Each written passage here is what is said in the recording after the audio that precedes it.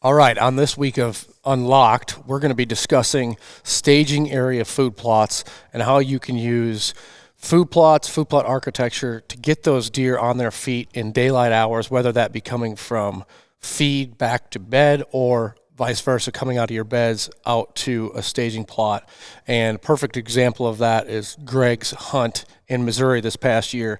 This just happened to be an AM hunt where we're hunting off of a destination grain field on a staging area, and these deer are scent checking. It happened to be during the rut where they're scent checking the destination areas and then working their way back to check the bedding areas, and we happen to run into a great deer.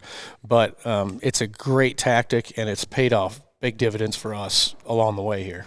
I think it's a temptation of every hunter to almost look at like the destination or that final resting place where they're headed to, and feel like that's the best approach to kill that deer, right? Because whether it's their cameras there or it's just more visible, more open, it's not as secluded as a more staging area plot is. That's just maybe where they've encountered it the most, and the tendency is to go and hunt that destination. But killing deer in transition off of, like, leaving pressure off the destination and leaving pressure off the bedding, but going in between often has the most success. You can generally get in and out safer, and if it's secluded, that daylight activity ramps up. The biggest challenge for people, including myself, especially growing up, was trying to understand that it's not necessarily, sometimes it can be trying to identify, but understanding the distance that many of these deer have to travel on properties that aren't managed, from bedding, where they truly bed, to where they're feeding. And, we think about nocturnal deer, but a lot of times it's not that deer is nocturnal, it's the fact that he's bedded 3/4 of a mile away. And so trying to shrink down that gap, we're naturally drawn to think, I'm going to go hunt the big field. Right. Big field's going to have big deer, it's going to have the most deer, I'm going to see a bunch tonight, then he's going to roll out just before dark. In reality, he's going to be staging up and transitioning from his bedding area to those big fields, and our best chance to see him is those little small areas in between. Yeah, so maybe the thing here is, like, how would you define a staging area? What does that mean? So, like, people that are watching this really understand. Yeah, we're talking about it, we're like, all right, we want to stage them up and kill them where they're staging. And the big thing is to understand that when we're talking about staging area, our primary goal is a mature deer here. You don't really think about a staging area for young does or family groups, because they're going to be on the field they're going to be on the destination field before dark a lot of times. What we're talking about is the mature deer that we're targeting and how they behave. And they are getting old, they're getting age because they're smart and they're leery. And so they're leery because if you watch one of them walk, he's not just marching his way out to the field. He's going to stop, and he's going to stare, and he's going to smell, and he's going to look, and he's going to take a few more steps, and he's going to stop and stare. And as he progresses his way towards a large destination field, he's going to get more alert. He's going to be looking more, scent checking more, and he's going to be kind of loafing before he makes that commitment to that big field. And he's just staged up. So to answer that a little differently is, the staging plot is the food plot itself. I generally think of 2 acres or less, smaller, more defined, a lot of shot opportunities, but it's the area that is between the bedding and the larger destination food source. You can hunt it in the morning or the evening, but they are transitioning from bed to food or from morning food back to bed, and they hit this. There's also likely a large social dynamic that's happening there with mock scrapes, scrape limbs. Yeah. And it may not even be a food plot in many cases for some guys. They may find a natural staging area, but in this case, we're planting food. Well, I want to go back to Matt's point, because when you look at the Onyx map, when you look at our destination field, in this particular case it was beans, we have a fence line and a very thick fence line, true visual barrier, right? And so 2 things this allows us to do, which is obviously it helps in our entry and exit, right? We're on the other side of that fence line. We cut ours through a group of cedars. So whether it's in the morning, to your point, or afternoon, we have that covered. And they can't see into the next plot, the staging area. So the only way for them to do this, which is on their way to bed, they come through the trail that we designed, and then it opens up, and then we design the plot to be very bow friendly, and Sure. as they transition through. So I think having some type of division of some visual barrier to force them to investigate, Certainly. instead of just having a grain field and then a green field. No doubt. You know, that forces them to check through and move with curiosity, and then obviously you're going to be somewhere in that transition to obviously potentially harvest them. So I think that's what makes this part of the farm so successful, is because we can get in and out very simply and very easily and non-intrusive. The fact that I love the sanction of the staging plots are early season when it's hot and they're not moving very far or rapidly, you can still kill them there. During the rut, bucks are scent checking these areas, visually checking these areas, looking for does because there's a lot of animals that go through them. So you're likely to have encounters then.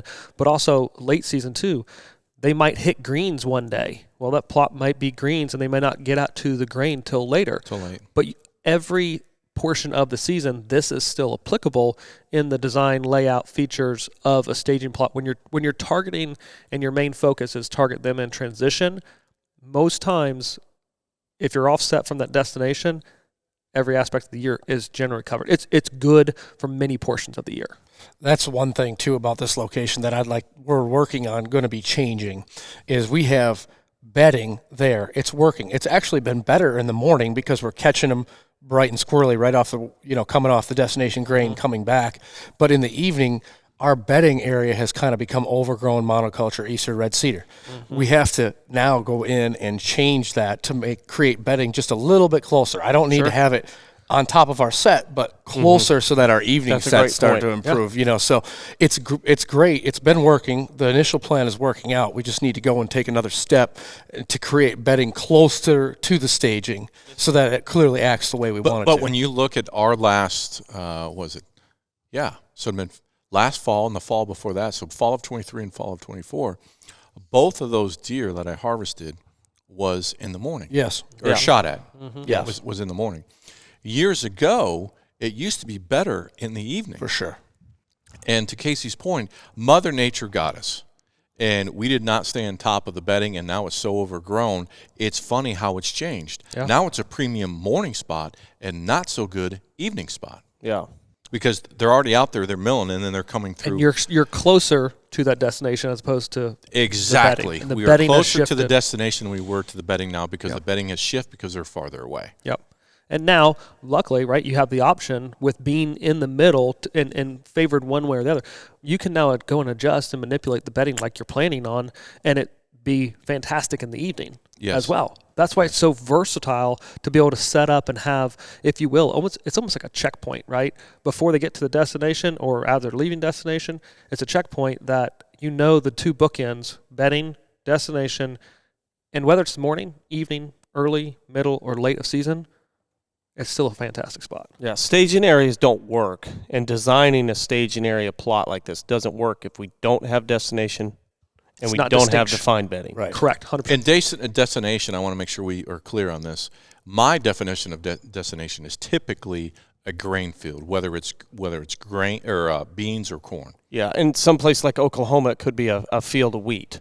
Sure. We're talking about a larger field of food that is attracting a good amount of deer. Fair point. Fair point. No doubt. Yeah, and it's just we're going to continue to improve that spot. It's actually gotten light years better over the last 3-4 years. We've experienced a complete uptick and that's just, that we created that area as a destination more so than it had ever been in the past. Oh, yeah. And with the creation of that totally being destination by leaving crops there, it's just influenced that in such a way versus, having destination somewhere else. The staging area is just, it's where it's set. It's working out perfectly. And the thing about, if you don't have staging area and you're naturally just going to sit on the field, what happens is, and the problem with that philosophy and hunting strategy is that a large majority of deer come to that field and they're standing out in the field and then it gets dark and you have to get down and get out of there.